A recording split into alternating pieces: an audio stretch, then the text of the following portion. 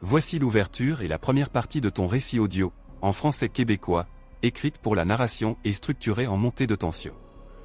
J'y mets l'image forte et details vérifiables, mais je ne m'appuie que sur des faits connus du personnage pour éviter les ragots non fondes. Imagine ceci, sous les projecteurs d'un Québec en ébullition, un homme au sourire calme brandit des réformes qui bousculent un siècle. D'habitude, et, pendant ce temps, sa vie intime reste murée dans la discrétion, tenue par une voix de cantatrice qui préfère l'ombre à la lumière. C'est l'histoire d'un chef qu'on associe à la révolution tranquille, et d'un couple qui choisit de rester tranquille. Mais derrière ce calme, il y a les femmes, une mère au caractère d'acier, une épouse artiste, une juriste prête à dynamiter des lois archaïques. Voici Jean Lesage et les femmes qui ont aiguisé sa trajectoire, soutenu ses élans, contredit ses angles morts, sans qu'il ne s'affiche. Jamais en Don Juan de coulisses. Accroche-toi, ce que tu t'apprêtais à entendre, c'est la chronique d'un cœur prive qui croise la grande histoire. Il naît à Montréal le 10 juin 1912, premier d'une fratrie nombreuse, dans une famille où l'ambition est comme une lampe toujours allumée sur la table de cuisine. Son père, Savary, gire des affaires d'assurance, sa mère, Cécile Cotte, enseignante, menait la maison avec une discipline qui claque comme un drapeau au vent. Très tôt, la barre est haute, l'éloquence, la mémoire, la tenue, tout ce qui fait d'un garçon un orateur, sont encouragés, repris, polis. Quand la famille déménageait à Québec en 1921, le jeune Jean, déjà à l'aise devant un public, plonge dans les études classiques, petit. Séminaire, concours d'art oratoire, prix en mathématiques, ce n'est pas seulement un élevé prometteur, c'est un personnage qui s'ébauche. Une voix qu'on écoute parce qu'elle sait faire bouger une salle. Le décor intime compte, dans cette maison, la mère occupe une place cardinale. Elle ne se contente pas d'élever, elle vise, elle pousse, elle tient la ligne. On le sentira plus tard dans la façon qu'a Lesage de parler de l'instruction, de l'État, de l'avenir, comme si la voix maternelle lui soufflait que la modernité n'est pas un luxe, mais une obligation. Et puis il y a l'oncle, organisateur libéral, qui ouvre aux neveux et porte où l'odeur du pouvoir se mélange à celle du tabac brun des réunions tardives. Très vite, la politique n'est pas un horizon lointain, c'est une salle voisine, et la poignée est déjà tiède. À l'université Laval, il choisit le droit, arme blanche des ambitieux, et prête serment au barreau en 1934. Avocat, puis procureur de la couronne pendant la guerre, il apprend deux choses essentielles, l'art de la preuve et le sens de la scène. Dans un palais de justice, il comprend qu'une histoire ne convainc que si elle est impeccablement structurée. Sur les banquettes politiques, ce talent deviendra un levier. Et voici une rencontre qui change la texture de sa vie, Corinne Lagarde, cantatrice. Elle a la musique dans le souffle et la scène dans le regard, mais elle ne se rêve pas vedette tapageuse. Elle veut une vie bien tenue, exigeante, digne. Ils se marient à Saint-Raymond, le 2 juillet 1938. Ensemble, ils bâtissent un intérieur où la musique, la lecture et la réserve polie remplacent les mondanités tapageuses. Si l'on cherche des histoires de maîtresses, de coulisses qui chuchotent, de rubans froisses dans les hôtels du centre-ville, on ne trouve rien de solide. Au contraire, on croise le portrait d'un couple soude qui traverse les campagnes, la défaite, la victoire, et plus tard les deuils. En gardant la même ligne, montrer peu, vivre beaucoup. Sur la scène fédérale, dès 1945, il entre à la Chambre des communes. Il apprend Ottawa comme on apprend une langue, d'abord la grammaire des comités, puis la musique des couloirs, enfin la rhétorique des ministères. Ressources, Nord, développement, ce sont des portefeuilles techniques, mais il lui donne un réflexe qui ne le quittera plus. Transformer à carte du Québec en plan d'action. Dans cette ascension disciplinée, Corinne reste discrète, mais sa présence est un contre-champ, elle ne prend pas la parole, elle donne le tempo. La vie familiale s'organise autour de 4 enfants, la maison tient malgré l'agenda qui craque. Le sage politicien grandit sans que le sage mari ne se défasse. Puis, la bascule. En 1958, de retour à Québec, il prend la tête du Parti libéral du Québec. 2 ans plus tard, juin 1960, Laval l'emporte au pouvoir. Ce soir-là, sur les estrades, il n'y a pas que des militants, il y a un pays intérieur qui retient son souffle. Sa devise claque, c'est le temps que ça change, et la révolution tranquille s'allume comme une enfilade d'ampoules neuves. Éducation, santé, économie, fonction publique, tout se réorganisait. Mais écoute bien, au cœur du moteur réformiste, on entend des voix de femmes.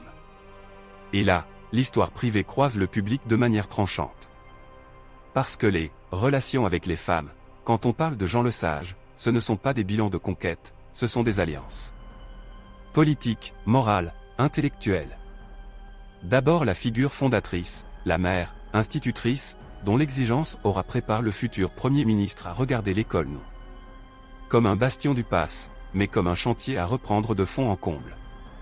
Ensuite l'épouse, Corinne, qui incarne un art de vivre et une fidélité silencieuse, elle offre à ce grand remue-ménage un centre de gravité. Et puis, surtout, il y a les femmes qui entrent enfin dans l'arène législative, appuyées par un gouvernement prêt à leur faire de la place réelle. Arrive Marie-Claire Coquelin-Casgrain, première députée, première ministre, juriste au regard décide, prête à soulever la charpente du Code civil pour y faire passer la modernité. Lesage lui ouvre la porte du Conseil des ministres, elle y entre avec un projet destiné à faire trembler les anciennes évidences. La loi sur la capacité juridique de la femme mariée, le fameux projet de loi 16. Ce texte, c'est une scène de cinéma, d'un côté, un monde qui pense encore que l'épouse doit demander la permission, de l'autre, une femme élue qui monte au lutrin et dit calmement, solidement, qu'une Québécoise n'a pas besoin d'un tuteur au sein du mariage.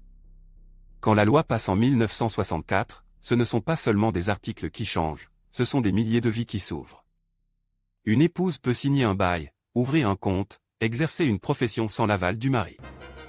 La société québécoise, jusque-là serrée dans un corset juridique, respire plus large.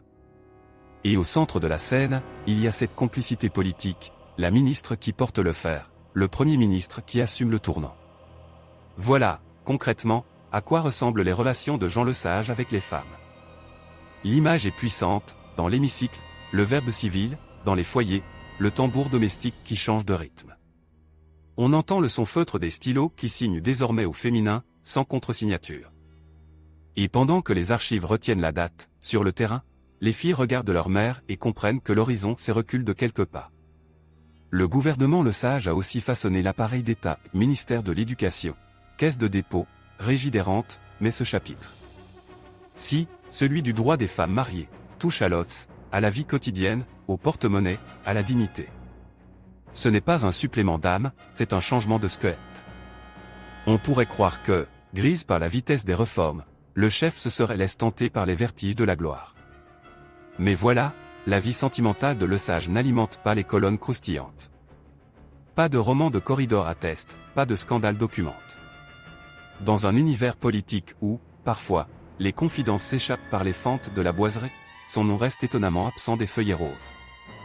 C'est presque frustrant pour qui cherche l'intrigue galante, et c'est précisément là que réside le contraste qui tient l'auditoire. L'homme qui fait trembler les institutions garde ses tendresses derrière la porte. Ce silence public, c'est aussi un choix, ériger la frontière entre l'histoire majuscule et la vie domestique. Et quand, bien plus tard, viendra l'heure du deuil national, on verra avancer en tête du cortège une figure discrète, Corinne, veuve. Digne, flanquée de leurs enfants, une image de continuité, comme un dernier accord tenu très longtemps. Mais ne confond pas discrétion et absence de femme dans son orbite. Au contraire, la révolution tranquille qu'il pilote crée des couloirs où les femmes entreront de plus en plus nombreuses. L'école laïque et modernisée ouvre des carrières, la fonction publique reconfigurée en propose d'autres, la loi civile rénovée donne les clés. Et si Lesage ne s'est pas un vente féministe slogan en bandoulière, il a présidé un moment où la parole des femmes s'est déposée dans les textes et les institutions. Ce n'est pas un roman d'alcôve, c'est un roman d'émancipation. Visualise maintenant une scène, un bureau tard le soir, la lampe basse, des piles de documents, le téléphone qui sonne. Au loin, la ville somnole. Lui, penche sur un projet de discours, elle, chez eux, relit une partition, répétée à mi-voix. Deux voix qui s'entrelacent sans se briser, l'une publique, l'autre intime. Cette image dit beaucoup de leur pacte, pas de confettis, pas d'embrassade sur l'estrade, mais une endurance à deux, un art d'être. Présents l'un à l'autre quand la politique exige tout. Et autour, déjà, des noms de femmes circulent, professeurs, journalistes, militantes, juristes qui, galvanisés par ce nouveau climat, poussent les murs à leur tour. Coquelin-Casgrain au Parlement, des cohortes d'étudiantes qui arrivent à l'université, des électrices qui demandent des comptes. Le système nerveux d'un pays changeant de peau. Bien sûr, la trajectoire n'est pas une ligne droite. Le pouvoir use, 1962, 1963, 1964, les réformes s'enchaînent, mais les résistants s'agrippent. La fin du mandat se corse, la défaite de 1966 est un coup de boutoir. Et ici encore, les femmes sont là, mais autrement, dans les salons où l'on retient son souffle, dans les comités où l'on recompte, dans les cuisines où l'on commente les chiffres à la radio. Le sage quittera la direction libérale en 1969, avec cette mélancolie propre aux bâtisseurs, avoir des places des montagnes, et comprendre que c'est un autre qui profitera du panorama. Pourtant, dans l'inventaire des acquis, l'un des plus palpables porte un prénom féminin, Marie-Claire, et derrière elle, des milliers d'autres. Reste une question qui brûle, peut-on raconter les amours d'un homme public sans trahir la vérité quand cet homme a choisi l'ellipse? Oui, si l'on accepte de déplacer le regard. Plutôt que de traquer les maîtresses fantômes, on écoute ce que les faits disent, un mariage qui dure jusqu'à la fin, une épouse artiste qui refuse la couronne médiatique, un gouvernement qui, sous son égide, confie à une femme la torche de la réforme la plus intime du Québec des années 1960. Voilà, dans cette fidélité, dans cette coalition d'idées et de courage, les véritables intrigues, elles ne se jouent pas dans les draps, mais dans les codes et les urnes. Et si c'est moins croustillant qu'un scandale, c'est plus tranchant pour la vie de tous. Parfait, on rembarque tout de suite, et on repart avec une image choc pour t'accrocher. Imagine une nuit d'élection détrempée, elle. Air sent la laine mouillée et le tabac froid. Avant sur le trottoir d'un centre communautaire transforme en quartier général. Les néons bourdonnent, les mains tremblent sur les téléphones, et au centre de la piste, un homme qui ne hausse jamais la voix vient de mettre son pari sur la table comme un joueur qui marche au ralenti vers le tapis vert. Le pari. Racheter ce qui fait battre le cœur économique du Québec, l'électricité, et en faire la colonne vertébrale d'un État moderne. Tu vois les regards? Tu entends le souffle coupe? Ce soir-là, le slogan claque comme une gifle joyeuse, maître chez nous. Derrière le « nous », il n'y a pas que des visages d'hommes cravates, il y a des caissières, des enseignantes, des infirmières, des jeunes étudiantes, des mères monoparentales avant même que l'expression existe, des femmes qui savent trop bien ce que coûte un loyer quand la facture d'hydro grimpe. Si tu veux comprendre Jean Lesage et ses rapports aux femmes, file cette image, un projet titanesque, et à l'autre bout, des vies très concrètes qui en ressentent la vibration jusque dans la cuisine. Les jours qui suivent ressemblent à une course à relais où chaque témoin change de main avec un claquement sec. Équipe du tonnerre, l'expression a l'air d'un surnom de hockey, mais c'est une machine gouvernementale qui carbure aux mémos de fin de soirée et aux réunions avant l'aube. Autour de Lesage, des ministres fougueux, des hauts fonctionnaires qui sentent que leur époque bascule, et, dit-elle, qu'on négligeait.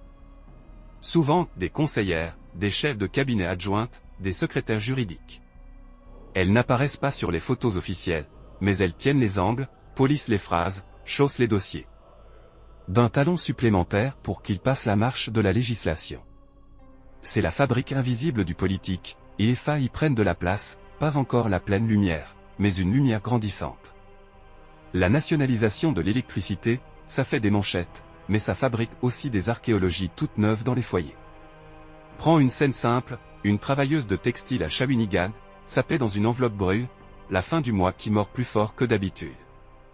Quand Hydro-Québec unifie le réseau, stabilise les tarifs, investit dans les lignes et dans l'avenir, le discours public parle de souveraineté économique. Chez elle, ça devient un réfrigérateur qui ne claque plus la porte par caprice, un poêle électrique qui chauffe droit, une ampoule qui ne vacille pas quand l'usine redémarre. Les grandes décisions prennent alors une texture domestique, et ça, Lesage le comprend, c'est dans cette texture que se mesure l'utilité d'un gouvernement. Ce n'est pas le panache d'un discours qui change une vie, c'est l'électricité qui cesse de faire défaut à l'heure du souper. Mais il n'y a pas que le fil de cuivre, il y a la craie blanche. Le ministère de l'Éducation naît en 1964 comme un grand coup d'archet dans une symphonie trop longtemps jouée au métronome. À l'époque, on pourrait croire que l'école est un territoire immobile, tenu par des réflexes anciens. Soudain, on met en place des commissions scolaires modernisées, on construit des polyvalentes qui surgissent des champs comme des paquebots de fenêtres, et, surtout, on fait entrer massivement des filles dans des parcours d'études qu'elles n'osaient même pas nommer. La prof de sciences qui n'était qu'une rareté devient une figure possible. Dans les couloirs, des affiches promettent des métiers, des carrières, dans les cuisines, des mères répètent des mots nouveaux à l'heure. Filles, bourse, cégep, comme des mantras doux. Le « rapport aux femmes » du gouvernement, c'est aussi ça, ouvrir la porte et enlever le panneau « réserve ». Reviens un instant au bureau du Premier ministre. Il y travaille tard, crayon bien taille, lecture attentive, sens du detail presque obstine. Le sage n'est pas un improvisateur flamboyant, il est un architecte patient. La patience, c'est ce qui permet d'accoucher d'institutions durables, la caisse de dépôt et placement, par exemple, qui prendra les économies du monde ordinaire, salaire aride comme une statistique, mais pense à la caissière du coin, à l'institutrice, à l'infirmière. Et les transformera en levier pour le collectif. La régie des rentes ? Même chose, traduit en sécurité de vieillesse les heures accumulées, les reins cassés, les nuits de garde, la vie entière serrée dans un tablier. Ces outils, souvent présentés comme des « structures », changent très franchement la donne pour les femmes, parce qu'ils reconnaissent. Enfin, la longue durée de leur trajectoire. On sort de l'idée que l'avenir d'une femme dépend d'un mari, bon pour. On entre dans l'idée qu'une citoyenne est un sujet économique qui épargne, qui travaille, qui vieillit, et qui a droit à un filet solide. Et pendant ce temps, sur les banquettes du Parlement, une voix de femme découpe l'air avec la précision d'une lame, Marie-Claire Coquelin-Casgrain. Juriste aguerrie, députée par conviction autant que par talent, elle n'est pas juste une « première », symbolique. Elle est la pointe d'un mouvement, l'ouverture d'un passage. Son projet de loi qui donne la capacité juridique aux femmes mariées n'est pas une coquetterie progressiste, c'est une opération à cœur ouvert sur le code civil. Tu veux une image ? Imagine des milliers de clés qui se dupliquent, des verrous qui tournent tous en même temps. Une femme signe son bail sans lever les yeux, ouvre un compte sans demander la permission, déposer un dossier d'embauche sans se heurter au consentement du mari.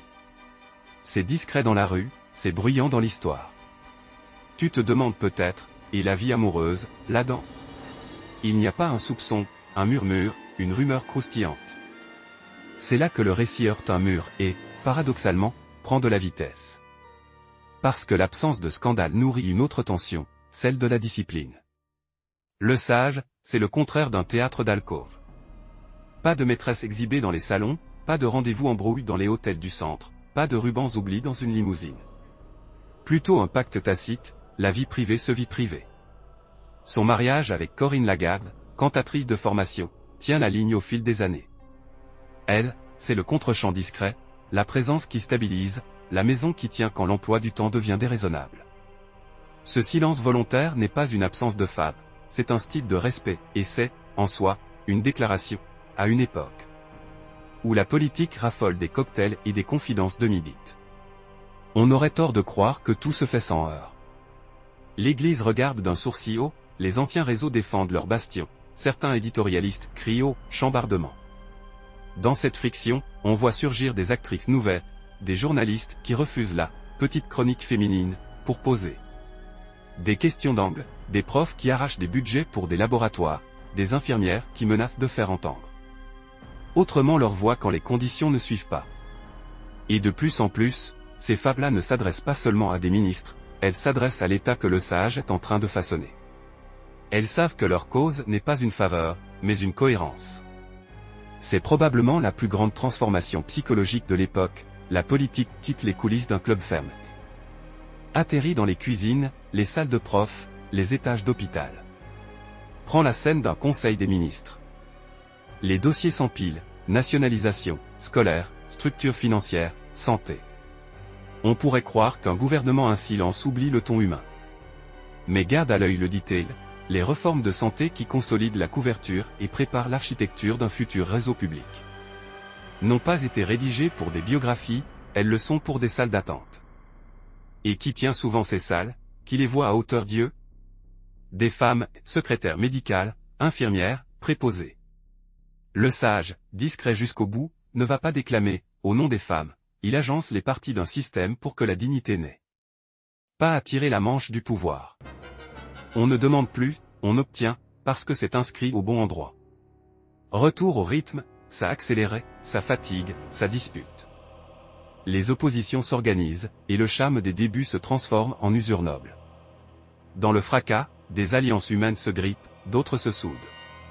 À la radio, on dispute le bien fondé des projets, dans les cafés, on se chicane avec passion, dans les foyers, on mesure, silencieusement. Les différences qui s'installent, la facture qui cesse de serrer la gorge, la première admission d'une fille en génie, la voisine, qui part travailler sans chercher un aval conjugal. Chaque petite victoire est un clou qui tient mieux la charpente sociale. Entre ces grands chantiers, la vie poursuit son fil.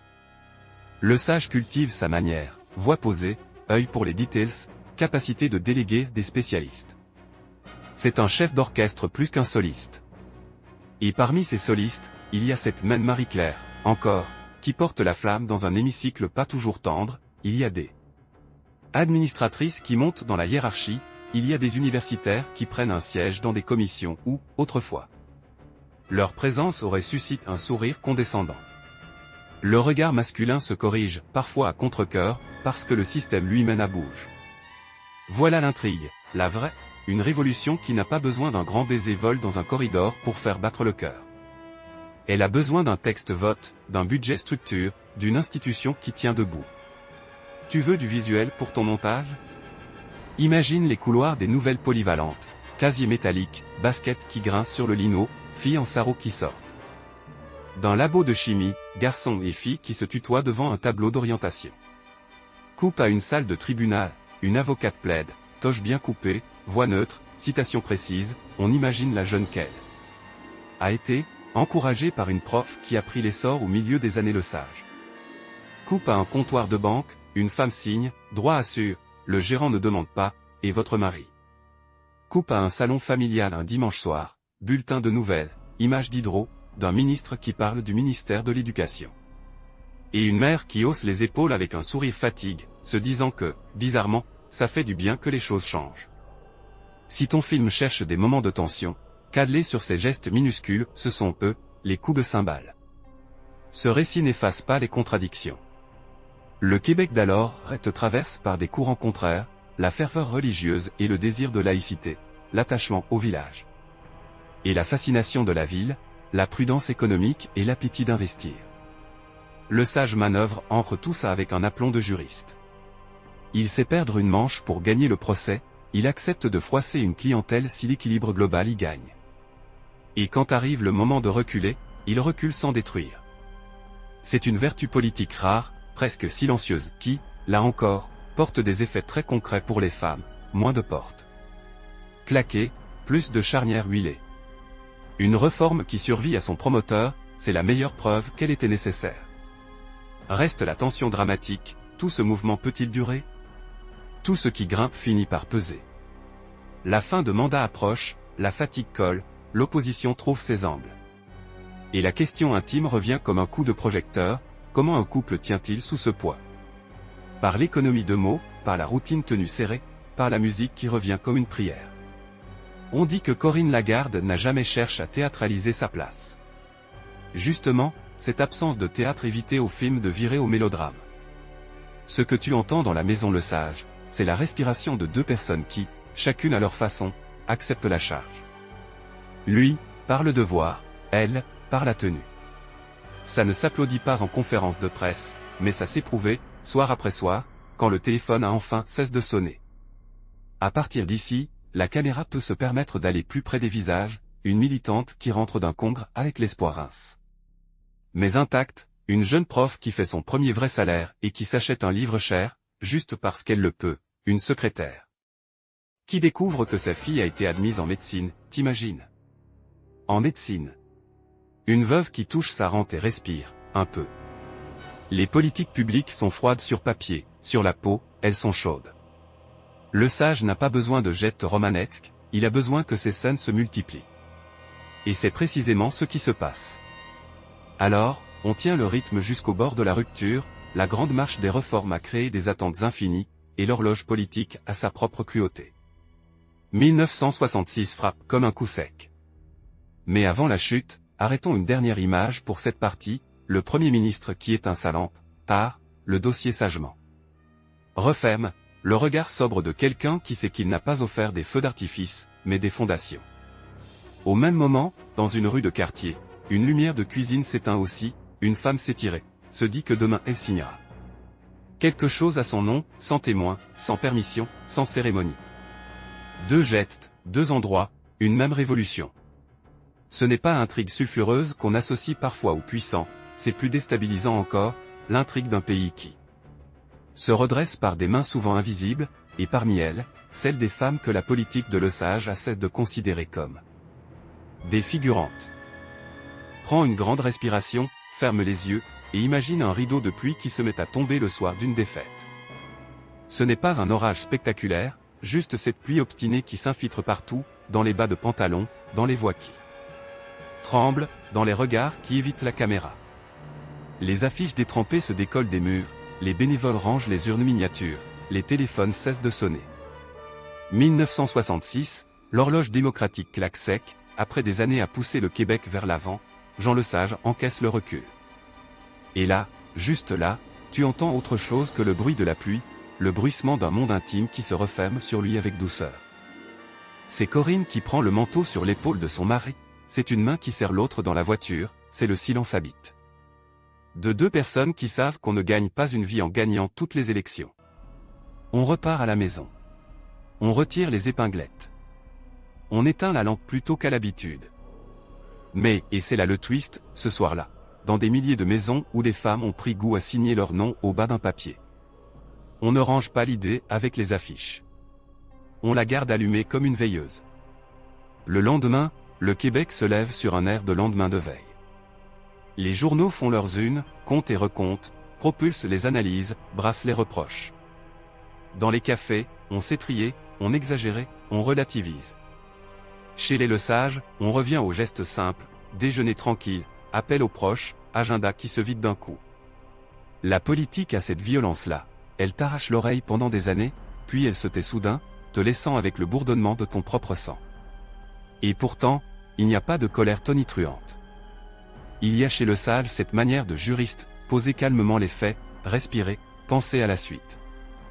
On ne jette pas les fondations parce que la maison change de propriétaire. On garde la brique au sec, on protège la charpente. Ce n'est pas une posture héroïque, c'est une hygiène du caractère. C'est ici que les femmes réapparaissent, autrement. Sur les bancs de l'opposition, dans les corridors, dans les organismes, elles se pointent avec une mémoire fraîche, vous nous avez ouvert une porte, on va la tenir, même si le vent contraire essaie de la refermer. On voit Marie-Claire Coquelin-Casgrain continuer d'occuper l'espace qu'elle a conquis, avec cette précision d'orfèvre qui n'a jamais dépendu d'un seul chef. Dans les écoles rénovées, des cohortes de filles prennent la relève des premières qui ont osé. Dans les hôpitaux, dans les caisses populaires, dans les bureaux de l'État, des fonctionnaires et des administratrices gardent l'esprit du chantier. Même dans les endroits qui résistent, on sent que la terre bouge. L'empreinte d'une époque ne disparaît pas parce qu'on a changé la plaque sur la porte. Reviens un instant au couple. On a souvent l'habitude, au cinéma, de montrer le puissant déchu qui se perd dans les excès, qui s'arrange des heures creuses avec des histoires de coulisses. Ici, non. La maison Lesage ne se transforme pas en théâtre de crise. Corinne dépliait sa routine avec ce mélange d'art et de discipline qu'on retrouve chez les musiciens, même quand la salle est vide. On répétait, même quand le concert est passe, on fait ses gammes. Lesage, lui, reprend son souffle. Il reste chef de son parti, assume le banc de l'opposition, débat sans hurler, construit sans brûler. C'est la partie du film où l'action se déplace de l'estrade vers les tables de cuisine. Et, franchement, c'est là que la tension dramatique se fait la plus fine. Comment continue-t-on d'aimer, de vieillir, d'espérer? Sans l'adrénaline du pouvoir? Monte la caméra au ras du quotidien. Tu vois une scène banale, et pourtant tranchante, une fin d'après-midi d'hiver, la lumière bleue sur la ville de Québec, l'odeur d'un ragoût qui mijote, le claquement régulier d'un vieux radiateur. Lesage rentre plus tôt que d'habitude. Sur le buffet, pas de notes de briefing, mais du courrier personnel, des cartes, des mots de gens simples qui disent « merci » en tremblant d'orthographe. Une enseignante raconte qu'elle a gardé son emploi après son mariage, une veuve explique que la rente lui a évité de vendre la maison. Une étudiante écrit qu'elle a décroché une bourse. Ce ne sont pas des bouquets à brandir, ce sont des poids à garder en poche pour ne pas se laisser emporter par le découragement. Et dans l'ombre douce de la cuisine, Corinne sourit. Pas de triomphe, pas de larmes télévisées. Juste ce petit hochement de tête qui veut dire « ça valait la peine ».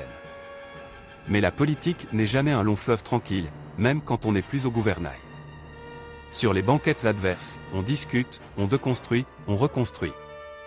Certains voudraient ralentir la cadence des réformes, d'autres les récupérer pour les inscrire dans leur propre récit. Le sage, lui, agit comme un gardien de phare, il ne dirige plus le bateau, mais il maintient la lumière, régulière, sur la côte.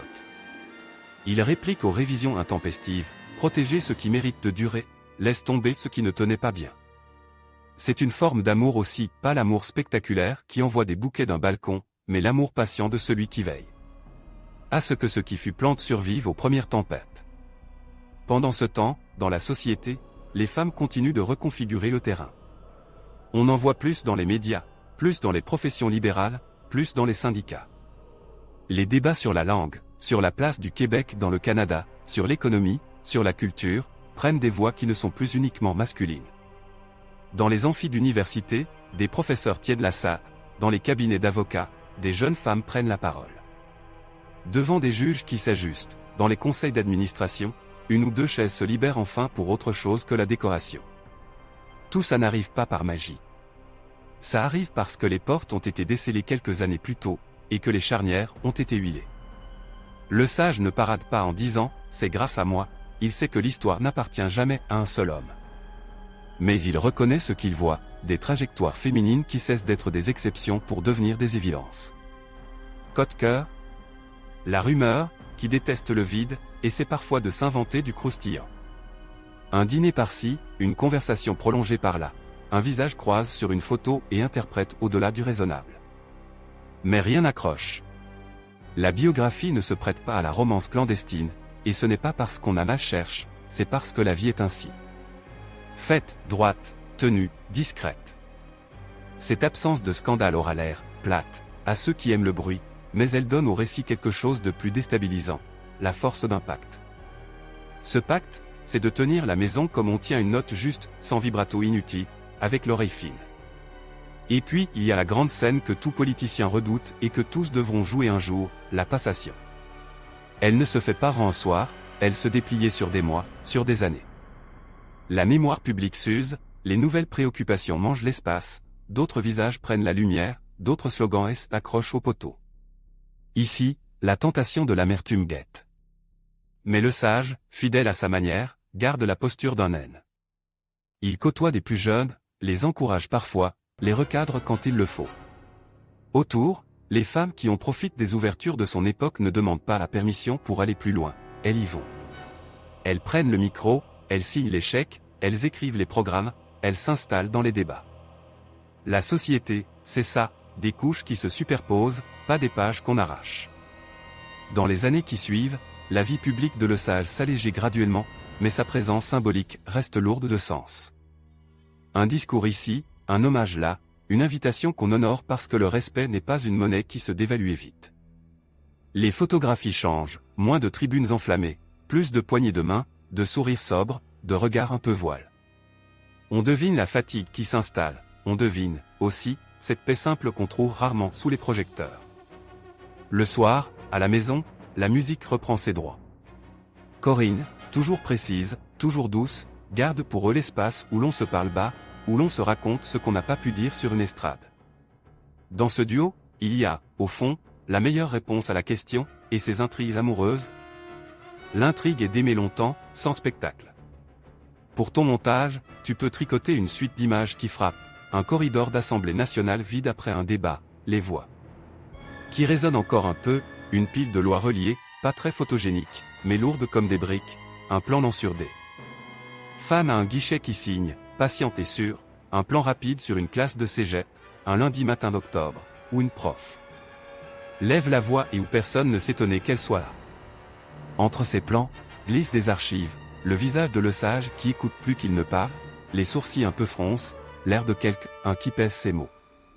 Et puis, un plan très simple, 2 tasses de café sur une table en bois, la lumière du midi, le murmure d'une voix qui répétait une phrase de chanson. Pas besoin de plus pour dire une fidélité. Évidemment, les années finissent par compter plus lourd. Le corps rappelle qu'il a supporte des marathons. Les médecins, les examens, les précautions.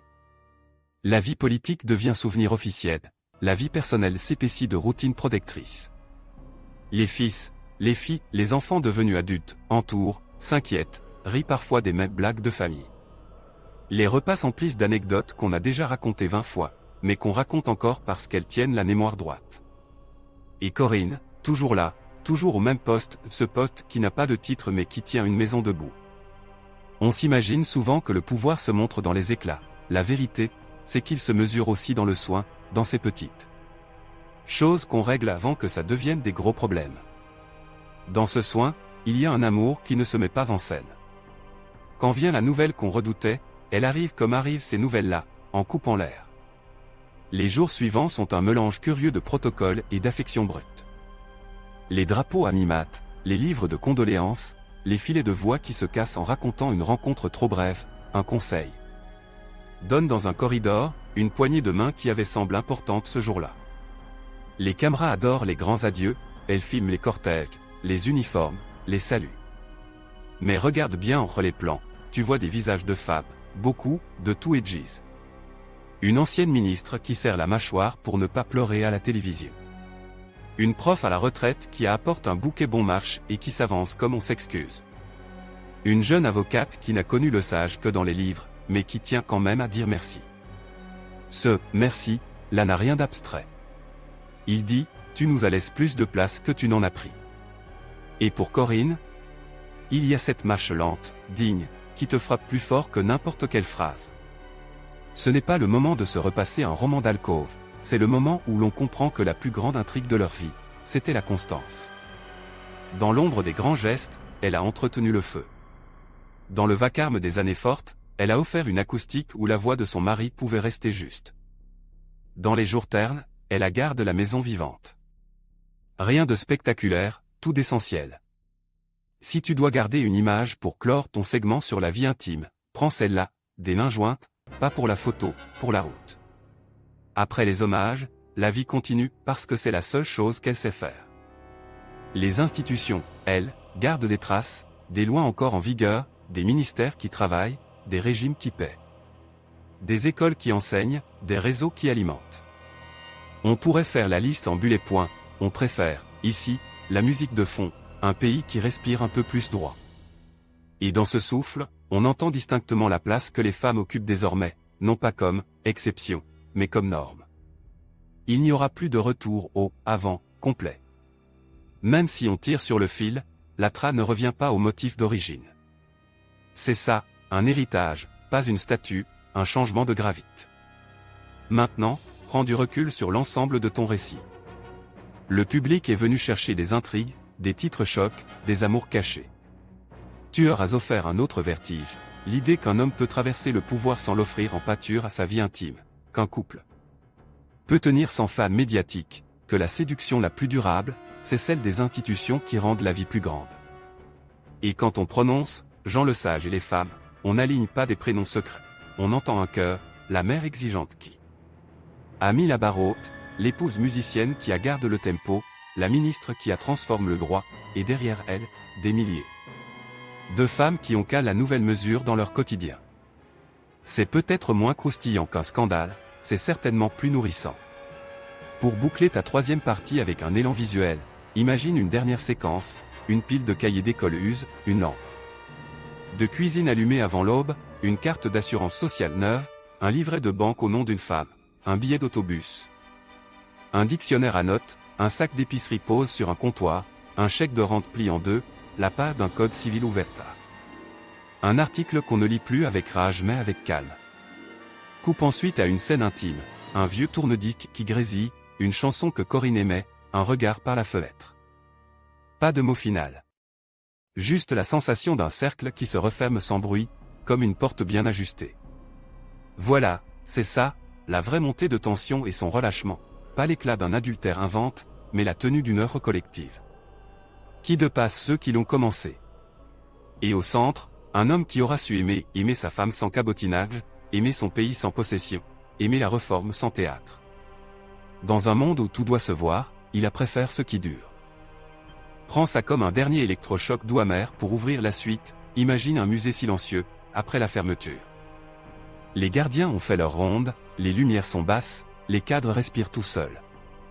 Tu avances dans une salle où des photos de la Révolution tranquille tapissent les murs, de grandes images de foule, des visages à la fenêtre des autobus, des casques d'hydro, des robes de juges, des tableaux d'école tout neufs. Et, tout au fond, isole sous une cloche de verre, un objet minuscule, une simple clé. Pas en or, pas gravé, presque banal. Mais sur le cartel, une phrase, clé d'un appartement signe par une femme, à son nom, sans autorisation du mari. Ce petit métal, c'est la bande-son de notre dernière partie. Parce que pour comprendre l'ombre portée de Jean Lesage et ses liens avec les femmes, l'épouse, la ministre pionnière, la mère exigeante. Et les innombrables inconnus, il faut écouter les bruits faibles, une clé dans une serrure, une plume sur du papier, une voix. Qui n'a plus besoin de demander la permission. Là se cache le punch final, l'intrigue, c'est le quotidien. La rétrospective commence souvent par les grands mots, héritage, modernité, institution. On les lance comme des cailloux qui ricochent, ils font un joli bruit dans le vocabulaire, puis coulent. Pour éviter qu'ils coulent, prends des scènes. Tu montres une classe, des filles qui se bousculent à la sortie d'un labo, une prof qui efface un tableau où sont restées des équations. Qu'on disait autrefois, pas pour elle. Tu coupes à une salle de réunion, la chaise au bout de la table n'est plus un fauteuil trop grand où l'on déposait une femme comme. Sur une photo rare, c'est une chaise où s'assoit une personne qui dirige, point final. Tu glisses ensuite à la caisse populaire d'un village, une conseillère explique un prêt, la cliente signe, la date est d'aujourd'hui. Et personne, absolument personne, ne trouve ça exotique. La banalité du progrès, voilà le frisson discret qui rend hommage sans mentir. Mais ne fais pas des années d'après un tapis rouge sans pli. L'après Lesage, c'est aussi du combat, des reculs, du « pas si vite », des poignées de porte qu'on recale, des systèmes qui rechignent. C'est une époque où des militantes se butent encore à des plafonds, verre, béton, ou subtilité de budget. C'est une époque où des éditorialistes voudraient bien remiser certaines réformes au grenier des « belles idées ». Et c'est là que le fantôme calme de Lesage fait un geste, pas un coup d'éclat, un rappel. On a ouvert, on ne referme pas. On adonne un statut, on ne le nivelle pas par l'oubli. Défendre l'héritage, ce n'est pas l'embaumer, c'est l'empêcher de s'éroder sous les petits clapotis du quotidien. Revient à l'homme, nu de mythologie. Sa silhouette vieillissante s'estompe des tribunes, mais sa méthode, ce mélange de prudence et de cran, infuse d'autres parcours. Parmi ceux et celles qui montent, tu vois des jeunes femmes qui n'ont pas connu le Québec d'avant, si ce n'est par les anecdotes de leur mère. Elles n'ont pas grandi dans la surprise d'avoir une prof de sciences, elles ont grandi dans l'évidence de la trouver exigeante. Elles ne conçoivent pas de demander une permission pour ouvrir un compte, elles choisissent plutôt une banque qui leur convient. Si tu cherches, les femmes de Lesage, après lui, ce sont elles. Elles ne lui doivent pas tout, elles ne lui doivent pas leur talent ni leur sueur, elles lui doivent une part du terrain aplani, des lignes droites tracées là où il y avait des zigzags. C'est peu et c'est immense. Fais un pas de côte, prends une loupe, regarde la couture du récit, une mère institutrice qui martelait l'idée que l'éducation, c'est la vraie fortune. Une épouse chanteuse qui, par sa réserve, impose l'idée que la dignité peut être plus parlante que le spectacle. Une ministre juriste qui insérait dans la loi la possibilité, pour une femme, d'exister juridiquement sans être attachée. Trois archétypes qui forment une charnière. Ça tourne autour de quoi? De la capacité. Capacité d'apprendre, capacité d'aimer sans paraître, capacité d'agir dans le droit. Si tu donnes une couleur à cette charnière pour ton montage, non pas un rose cliché, mais un gris bleu d'acier, tu comprendras pourquoi. Les rumeurs d'alcôve tombent à plat, elles sont hors sujet. L'histoire sentimentale de Lesage, c'est de la constance, pas de la flambée, l'histoire politique avec les femmes, c'est de la place. Faite, pas de la place prise. Dans cette dernière partie, tu peux te permettre un procédé de cinéma, le montage alterne. D'un côté, des scènes publiques où l'on refait le film de la Révolution tranquille et archives, visages, bulletins de nouvelles jaunies, silhouettes en complet. De l'autre, des scènes privées qui ne concernent pas seulement le couple Lesage, mais des milliers d'autres. Une femme dans un village qui emménageait seule avec ses enfants. Elle glisse la clé dans la serrure, elle vérifiait le compteur électrique. Qui tourne droit, elle déposait sur la table un chèque de paie, et au frigo, avec un aimant, le nom de la polyvalente où sa fille entrera l'an prochain. Aucune de ces images ne dit « le sage » explicitement. Elles disent l'après ou son empreinte se lit sans qu'on prononce son nom. C'est une signature qui ne revendique rien. Tu veux un autre hook, incruste à l'intérieur pour garder l'auditeur éveillé. Propose ceci, et si la seule aventure amoureuse qui mérite d'être racontée était celle d'un homme qui a préféré l'amour durable aux passions claquantes, et qui, ce faisant, a mis au monde des milliers d'histoires d'amour entre des femmes et leur propre vie. C'est audacieux, ça déplace la curiosité, ça change la focale. On cesse de fouiller les coulisses pour écouter la salle au complet. Et la salle, c'est un pays. Évidemment, la critique existe. On dira que tout n'a pas été parfait, que certaines réformes auraient pu aller plus vite, que des angles morts subsistent, notamment pour les femmes les plus pauvres, pour les immigrants, pour les communautés autochtones. On dira que l'appareil d'État a parfois reproduit des inerties, que la modernisation n'a pas tout réglé, que la culture du pouvoir est restée masculine trop longtemps. C'est vrai. Et c'est là que ton récit doit éviter la tentation de la fable. La grandeur de cette période tient moins au statut qu'on lui a érigé qu'à sa capacité de subir la critique et de tenir quand même. Le sage n'a pas aimé son époque parce qu'elle lui donnait raison, il l'a aimé assez pour l'exposer à la correction. Et dans cette correction, des femmes, journalistes, militantes, intellectuelles, on frappe à la porte, non pour remercier, mais pour pousser plus loin. C'est le plus bel héritage qu'on puisse imaginer, un mouvement qui ne se casse pas quand on le questionne. Zoom maintenant sur la texture intime du duo Le Sage-Lagarde dans les dernières années où ils partagent cette discipline tranquille. Les saisons passent avec la cadence d'un métronome bien réglé. Des soupers avec des amis fidèles, des concerts où l'on va plus pour entendre la salle respirer que pour se montrer, des promenades où l'on parle peu mais où il y a beaucoup à dire. Il n'y a pas des intrigues au sens romanesque, il y a une intrigue au sens musical, un thème principal, des variations, des silences. Bien place, et cette coda qu'on reconnaît quand elle s'annonce. L'amour, ici, n'est pas une explosion, c'est une endurance. On peut y voir de la fadeur, on y voit surtout de la tenue, la vertu rare de ne pas faire payer aux autres ses propres tempêtes. Et pendant que ce thème s'achevait doucement dans la vie du couple, le cœur s'élargit dehors. Des cohortes entières de femmes entrent dans des métiers qui, hier, s'annonçaient par des panneaux, défense d'entrée. Les humoristes captent la mutation, les romancières la racontent, les publicités, reflets souvent cyniques mais révélateurs, l'intègrent. Sans se poser de questions. C'est là que le travail d'un politicien bascule du côté de la culture. Quand la loi n'est plus un événement mais un réflexe. Quand l'école n'est plus un débat mais un chemin. Quand la rente n'est plus un cadeau mais un droit. Qu'on le veuille ou non, les chaînes causales remontent vers une poignée de décisions prises dans des salles ternes, à des heures trop tardives, par des gens qui signaient en croyant signer pour l'économie, la société, l'avenir. Ils signaient, en fait, pour elle, pour tout ce qui ne ferait plus scandale. On arrive au moment où l'on aime, dans un film, ralentir. La caméra quitte les estrades pour les cuisines. Tu reprends ton petit objet sous cloche, la clé, et tu l'extirpes du musée imaginaire pour la déposer dans une main en gros plan. Main ridée, alliance simple. La clé brille moins qu'au début, mais elle a servi. On entend, en off, un murmure, j'ai signé à mon nom. Ça n'a plus rien de renversant. C'est devenu normal. Et pourtant, c'est là que se niche l'émotion. Parce que la normalité, c'est la victoire ultime d'une réforme. Ce qui autrefois valait un combat ne vaut plus un titre, ça vaut une journée ordinaire réussie. Tempo, maintenant. On a tenu l'auditeur par des images, des contrastes, des chocs calmes. Pour le garder jusqu'au dernier plan, offre-lui une piste sonore, pas une marche funèbre, pas une fanfare, un ostinato. Des pas qui se succèdent, ceux d'une mère qui part à l'aube pour un nouveau travail, ceux d'une étudiante qui grimpe 4 étages vers sa première classe de chimie, ceux d'une juge qui s'avance entre 2 rangées pour prononcer un jugement, ceux, plus lents, d'une veuve qui reçoit une rente et qui respire enfin. Derrière ces pas, une voix narrative, la tienne, redit doucement l'angle qui apporte le récit. On a cherché des scandales, on a trouvé des structures. On a fouillé pour des maîtresses, on a rencontré des ministres. On a voulu des confessions, on a mieux eu des conditions. N'oublie pas de réinsérer le personnage, pour ne pas dissoudre l'homme dans le décor.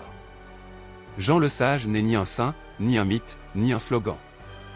C'est un avocat précis, un chef patient, un mari d'une discrétion presque déconcertante, un fils d'institutrice qui a pris au sérieux l'idée qu'une société se tient par ses écoles et ses lois. Ce n'est pas amant flamboyant que vendre un titre cliquable aurait voulu. C'est plus exigeant, c'est celui qui a aidé des milliers d'histoires d'amour à éclore en des femmes et leur autonomie. Il y a là, pour ton public, une surprise durable, et la promesse que, parfois, la grande histoire s'écrit à l'encre froide pour que les vies privées puissent être écrites à l'encre chaude. Place, enfin, à la toute dernière séquence. Aucun triomphe criard, aucun larmoiement. Un salon modeste. 2 fauteuils. Sur une table basse, un programme de concert pli, un crayon bien taille, un carnet avec des pages arrachées. Par la fenêtre, les bruits d'une ville qui continue, autobus, éclat de rire, un chien qui jappe. La caméra glisse vers un mur où une vieille photo de famille s'est inclinée d'1 degré. Un geste remet la photo droite. Le cadre est simple, la lumière tombe comme une fin de journée d'été. En voix off, on cherchait les coulisses, on trouve la scène. Elle tenait dans une maison, dans un ministère, dans une signature, dans un pays. Et quelque part, dans la réserve d'une cantatrice, dans la ténacité d'une juriste, dans le regard d'une institutrice qui savait. Coupe noire. Un seul son persiste, le cliquetis d'une clé qu'on pose, doucement, sur une table. Silence. Puis une respiration, pas la tienne, pas la sienne, celle d'un public qui vient de comprendre que le spectaculaire est parfois là. Politesse de se cacher dans la normalité. Si tu veux boucler la boucle pour ton audience, lance une dernière phrase qui récapitule sans souligner au marqueur fluorescent. L'homme qui changea la lumière de nos maisons a aussi éclairé des routes où des femmes marcheraient sans demander la permission. Et, dans la sienne, il a choisi la fidélité au lieu de la fable. C'est clair, sobre, tranchant. Ça laisse derrière des images utilisables, des contrastes saisissants, des transitions faciles à monter. Et ça refuse, jusqu'au bout, la gourmandise des ragots. Et toi, réalisateur triste de cette histoire, tu sais maintenant comment tenir le public, en lui promettant un scandale, puis en lui offrant mieux, une vérité qui tient longtemps. Parce que, oui, on peut écouter 40 minutes sur une intimité sans potin si chaque minute montre comment elle donne de la place à d'autres vies. L'amour le plus politique, c'est parfois celui qui ne s'affiche pas.